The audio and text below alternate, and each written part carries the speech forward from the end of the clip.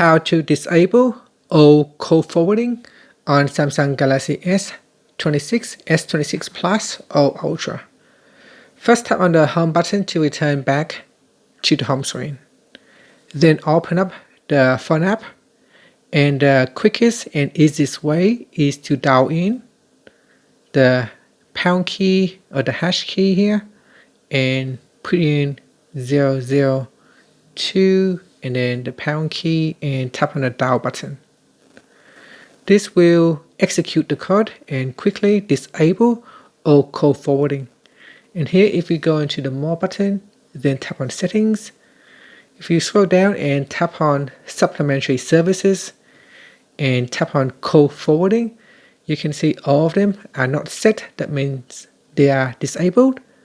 So here, if I tap on that and if I put in a number and tap on Enabled, it will turn on call forwarding. Now you can go and disable them one by one, or you can use the code I have shown you just now to quickly disable all of them at once. And that's it. Finally, tap on the home button to return back to the home screen. So if I go back into here, supplementary services, you can see it's still trying to turn on call forwarding.